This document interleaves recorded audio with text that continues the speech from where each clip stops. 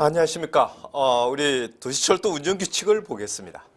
도시철도 운전규칙이라 그러면 지하철에 관련된 얘기를 한다 이렇게 생각하면 되겠습니다. 큰 틀에서. 이때 우리까지는 철도 차량 운전규칙을 했죠. 철도 차량 운전규칙이라 그러면 철도 차량과 열차 모든 관련된 거, 그러니까 차량과 열차, 철도 전체 관련된 걸 얘기했었죠. 도시철도라고 하면 지하철에 관련된 거다 이렇게 생각하면 되겠습니다. 큰 틀에 우리 도시철도법 운운하고 할 때 쭉 글자 나오고 도시철도의 건설과 관리 유지 얘기하면 무조건 지하철 이렇게 생각했었죠. 무조건 지하철 생각하겠습니다. 어떤 게 있는지 보겠습니다. 목적은 도시철도법에 의해 가지고 우리 이게 규정이 됐습니다. 물론 규칙이니까 장관이 지정을 했겠죠. 모든 거는 장관이 다 하고 나머지 시민원, 철도산업위원회나 기술위원회나 이런 데서 다 만들죠.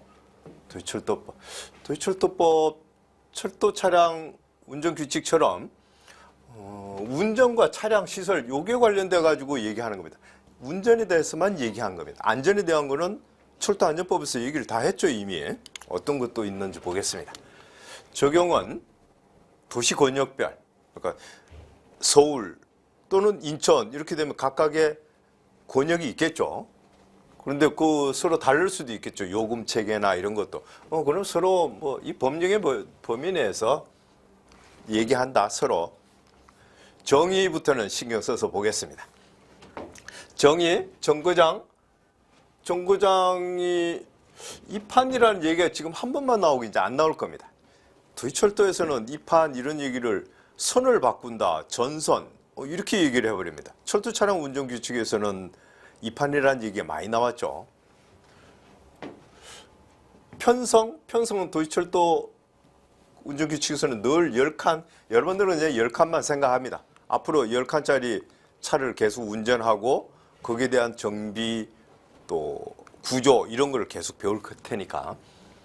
선로는 궤도 및 이거 조금 다르죠. 저쪽 선로라 그러면 궤도, 노반, 인공구조물 그게 핵심 세 가지였는데 이거 조금 다르면 다른 대로 외웁니다. 로마 가면 로마법을 따라야 되죠. 그리고 본선과 척선 이런 얘기도 철도 차량 운전 규칙에 나왔습니다. 우리 선로에 대해서 철도안전법에서 한번 얘기했고 본선, 척선 이거는 철도 차량 운전 규칙에서 지금 얘기를 하고 있었죠. 지금은 도시철도 운전 규칙은 별개로 외워야 된다. 철도 차량 운전 규칙에서는 나오지 않았던 열차 번호라는 말이 나왔죠. 열차 번호라는 말이 나왔습니다. 차량 좀 신경 써서 봅니다. 이 차량은 철도 차량 운전 규칙에서는 어떻게 씁니까?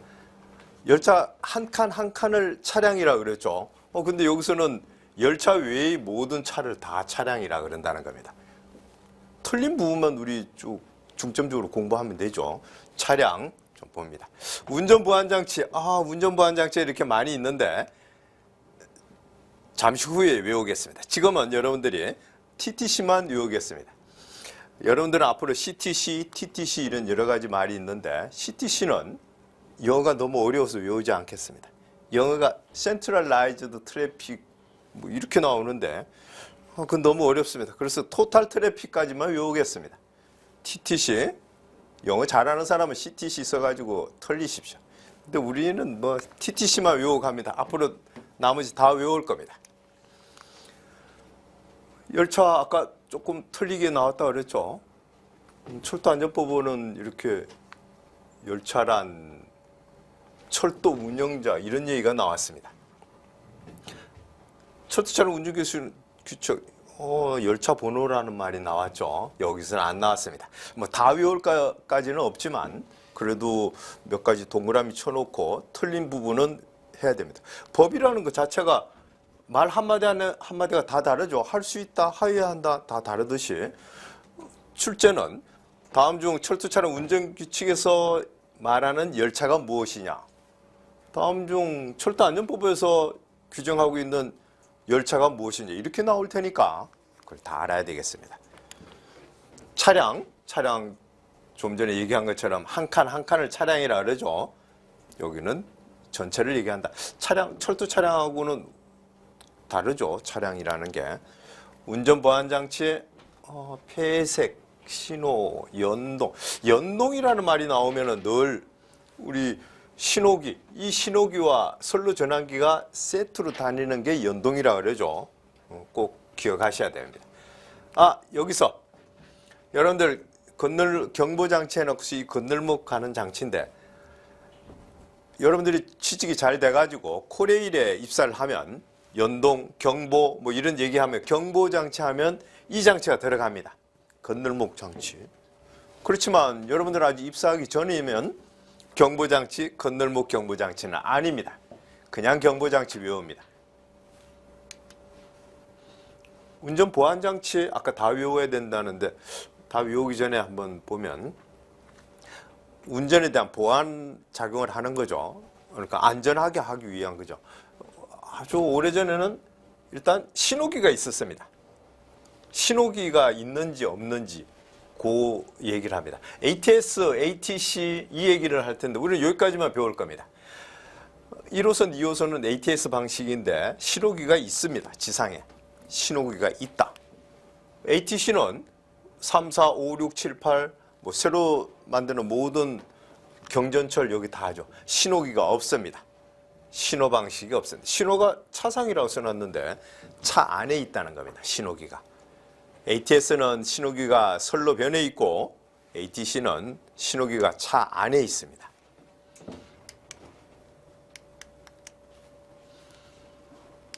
ATS 신호기가 있군요. 신호기가 있습니다. ATC 신호기가 없습니다. 차 안에 이렇게 있습니다. 차 안에 이렇게 있는데 이거 그래프를 잠시 보면 여기는 신호기 여기서 여기까지 가고 하는데 ATC는 요 계단식으로 이렇게 됐다는 겁니다. 계단식으로. ATO? ATO도 뭐 ATC하고 비슷한데 저는 오퍼레이션입니다. 근데 이거 아까 계단으로 쭉 됐었는데 요거는 이렇게 내려왔군요. 단칼로 내려왔습니다. 우리 단칼 철도차량 운전 규칙에서 1단 제동 제어식 이런 얘기 했었죠. 단칼. 근데 1단 제동 제어식하고 ATO하고 사실 같지는 않습니다. 그렇지만 어쨌든 한 번에 내려왔다. 그러니까 더 이쪽보다 열차를 더 많이 집어넣을 수 있다는 겁니다. 열차를 더 많이 넣기 위해서 ATO 방식을 쓴다. 그 다음에 정의 중에서 폐색이라는 말이 우리 철도차량 운전 규칙에서도 했지만 말은 복잡하지만 어쨌든 신호기 하나 섹터 안에 이 섹터 안에 열차를 하나씩만 넣겠다는 거죠.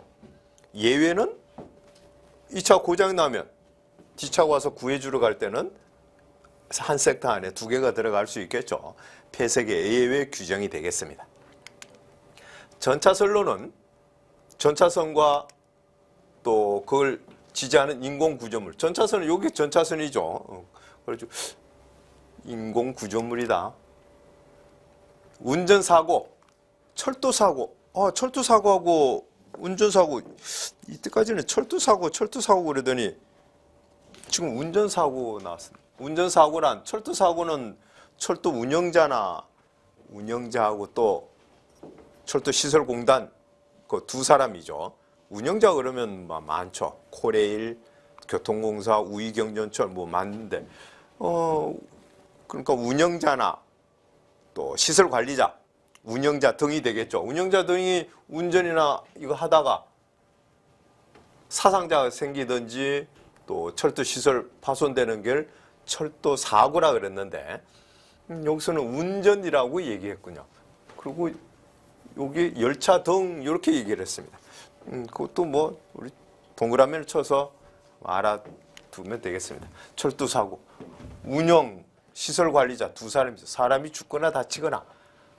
여기는 이거 죽거나 다치는 거죠. 운영자 등이 아니고 열차 등 이렇게 했습니다. 열차 등은 열차와 차량을 합한 걸 열차 등 그래죠.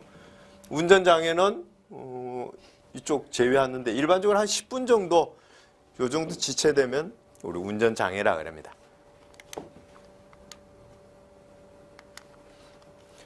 노면전차. 노면전차에 대해서 몇 번 많이 나올 겁니다. 도시철도 운전규칙에서는 도로면의 궤도를 우리 이용해서 운행되는 열차를 얘기한다. 실제 이거는 아주 옛날 오래전 한 60년쯤 전에 서울시에서 다니던 전차죠. 전차선이 있었죠, 이때는. 근데 여기서도 물론 전차선을 있는데 이거는 현대적인 그런 그 외국 도시의 건데 전차선이 있지만 전차선 얘기는 안 했습니다. 앞으로는 전차선이 많이 없어질 겁니다. 외곽지에서는 전차선을 이용해서 이렇게 노면 전차가 다니다가 도심지에서는 전차선이 없이 그냥 다니겠다는 겁니다.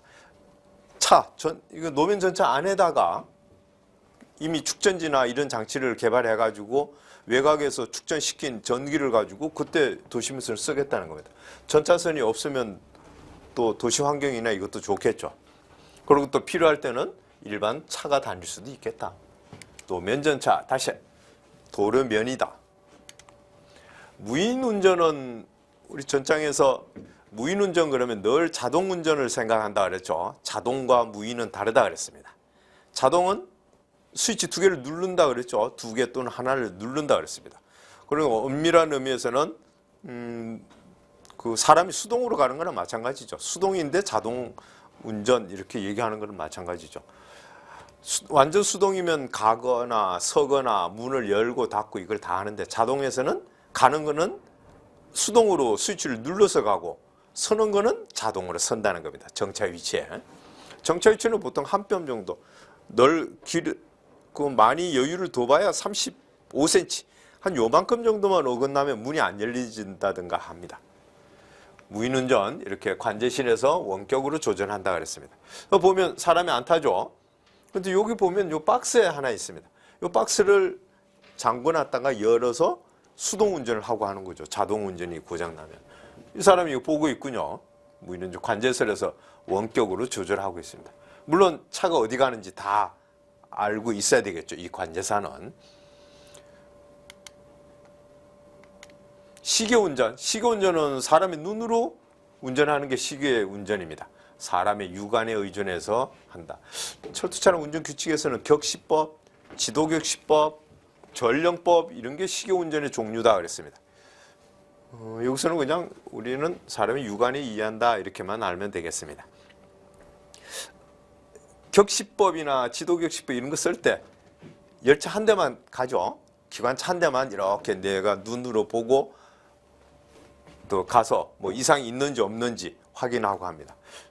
뭐 이렇게 할 옛날에는 이렇게 할 필요가 있지만 요즘이야 뭐 도로가 잘 정비가 되고 했으니까 그렇게 안 해도 되겠죠. 뭐 오토바이를 타고 간다든가 자동차를 타고 간다든가 하겠죠. 시계운전 이건 고속 그 KTX 운전실인데 여기서는 시계운전이 거의 없습니다. 다 이 자동으로 다 가죠. 거의 무인운전이 아니고 자동으로 아까처럼 스위치만 누르면 간다는 겁니다. 직원의 교육, 직원 교육 시키는데 우리 도시철도와 관련된 적성검사나 이런 거 다 하죠. 직원을 교육시키는데 관제사 우리 철도안전법에서 실무수습 100시간 이상 시킨다 그랬죠. 기관사는 얘기하는 게 없죠. 때에 따라서 뭐 한 3,000km, 5,000km 이렇게 시켜야 된다. 회사 자체적으로 있습니다. 그럼 한 석 달, 넉 달 이렇게 교육을 시킨다는 겁니다. 그래서 구체적인 시간은 정해놓지 않았습니다. 그 자격 갖춘 사람은 4호선에서 일을 하다가 3호선으로 간다든가 뭐 이렇게 되면 조금 교육 시간을 줄여주거나 할 수도 있겠죠. 그런 얘기겠습니다. 직원 교육하는데 우리 새로이 2018년에 다시 들어온 법 조문 중에서 철도 종사자에 대한 안전교육 얘기가 있었죠. 새로 들어온 법 조문이나 이런 거는 출제 빈도가 높다 그랬습니다. 분기마다 6시간이죠. 우리 다른 걸 다 외우지는 못해도 분기당 6시간 교육 실시해야 한다. 실시하지 않으면 500만 원 이하의 과태료에 처한다. 개별 기준에는 125만 원에 해당한다. 요 정도는 외우고 가야 되겠습니다. 5조 안전조치 및 유지보수. 뭐 여러분들이 읽어도 되겠죠. 여러분들이 읽어도 됩니다. 그걸 확보하기 위해서 철도안전법이나 도시철도 운전규칙에 따르는 게 아니고 시설물의 안전 및 유지 관리에 관한 특별법에 따라야 된다는 겁니다.